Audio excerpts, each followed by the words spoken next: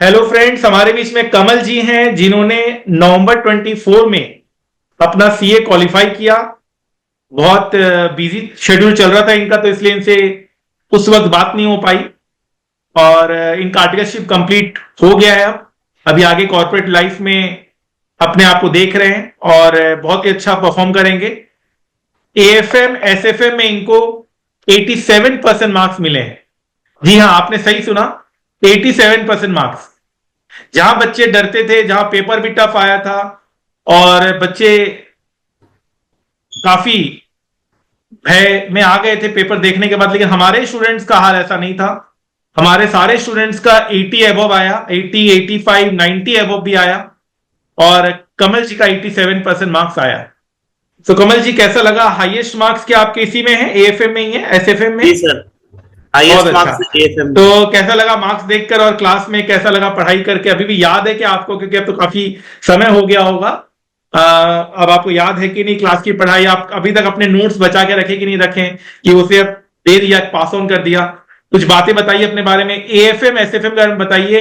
इतने अच्छे marks secure किए, बहुत सारे बच्चे डरते हैं इस पेपर में, आपने कमाल कर दिया, 87% मार्क्स लाके बता दिया। कॉन्सेप्चुअल क्लैरिटी हो, स्टॉक मार्केट का नॉलेज हो, मोटिवेशन हो, साथ में बेसिक चीजों को लेकर अगर चला जाए, नोट्स प्रॉपर हो, कॉन्सेप्ट सारा करके जाओ, 100% कवर करके जाओ, कुछ भी मत छोड़ के जाओ, तो 100 आउट ऑफ 100 लाना भी मुमकिन है। चलिए, अब आप बोलिए।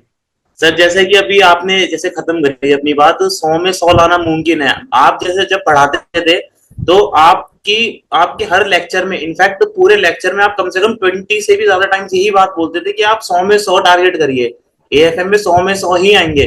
तो subconsciously back of the mind वो चीज ना बैठी थी कि नहीं, मतलब सर ने इतनी बार बोला है 100 में 100 में, पढ़ते हुए भी यही बात मतलब दोहराता था कि 100 में 100 आएंगे, 100 में 100 आएंगे। और मतलब जो आपने मटेरियल हमें प्रोवाइड करा हुआ है, काफी लेंदी मटेरियल है, पर उसमें आप एक बात बोलते थे कि 5 टाइम्स प्रैक्टिस आप करके जाइए मेरे मटेरियल की।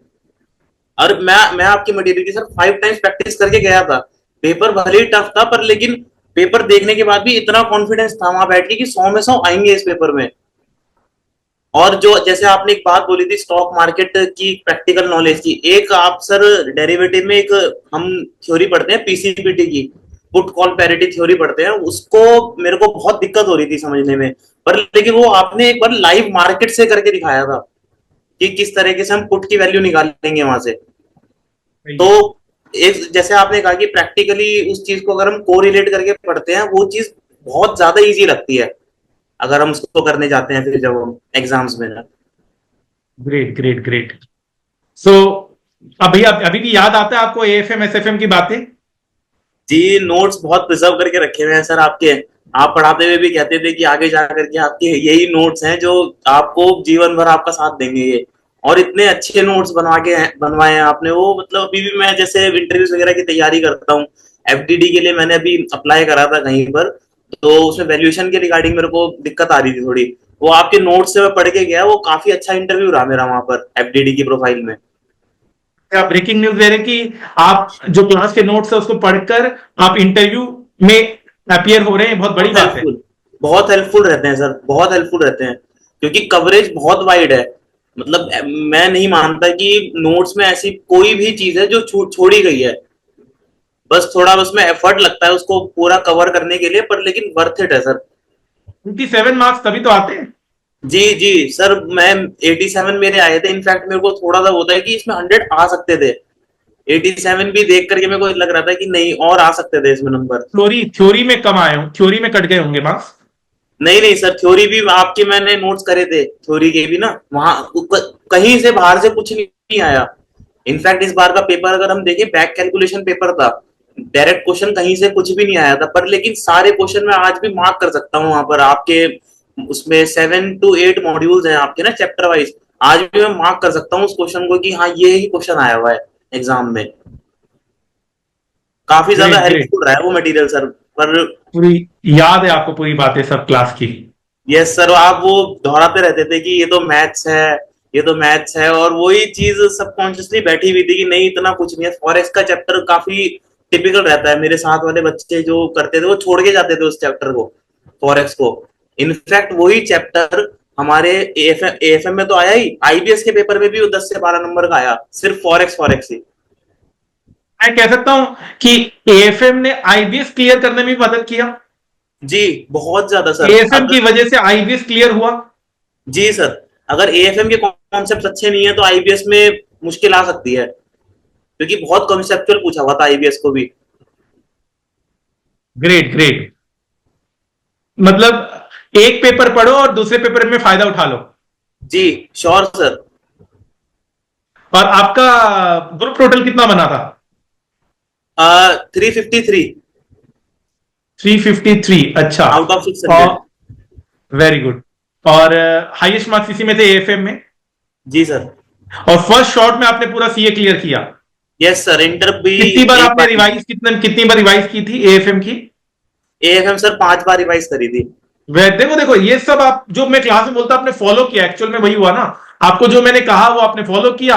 और आप देखो, आप कह रहे थे मेरा 100 आउट ऑफ 100 क्यों नहीं आया, मतलब आप गम मना रहे थे कि यार 87 से भी ज्यादा आ सकते थे। और एक बात और मैं कहना चाहूंगा सर, जो आपका मटेरियल है ना, अब क्या है कि 5 बार उस मटेरियल को रिवाइज करना एक चैलेंज है, जो कि काफी बड़ा मटेरियल है। पर लेकिन उस चीज में भी क्या है कि अब जैसे मैं क्वेश्चन सॉल्व कर रहा हूँ, कई बार फ्रस्ट्रेशन होती थी कि नहीं इसको मैं 3-4 बार कर चुका हूँ, अभी भी सॉल्व नहीं हो रहा। अब मैं मेरी नजर नीचे जाती थी, वो कोड लिखे हुए हैं वहां पे, और बहुत अच्छे कोड लिखे हुए हैं वो।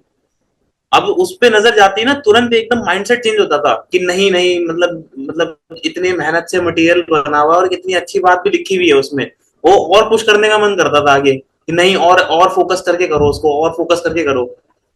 क्लास को पूरा सजा के मोटिवेशन के साथ दिया गया है ताकि बच्चा किसी भी वक्त डिमोटिवेटेड ना हो सके। जी जी, वर्थ इट था और सर मटेरियल।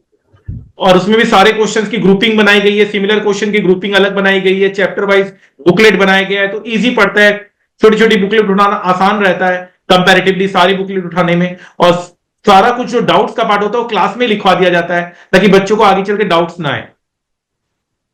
जी सर, बिल्कुल बिल्कुल। इनफैक्ट प्रैक्टिस मैनुअल के क्वेश्चंस कवर है आपके उसमें। काफी सारे बच्चों को प्रैक्टिस मैनुअल नहीं पता कि प्रैक्टिस मैनुअल भी एक चीज है, आईसीआई ने निकाली हुई है, जो कि apart from study material questions पूछता है वहां से वो। और कई क्वेश्चंस ऐसे हैं जो कि प्रैक्टिस मैनुअल से ही आए थे, क्योंकि आपने क्वेश्चंस के आगे मार्क कर रखा है कि आरटीपी है, एमटीपी है, या स्टडी मटेरियल, या प्रैक्टिस मैनुअल का क्वेश्चन है वो।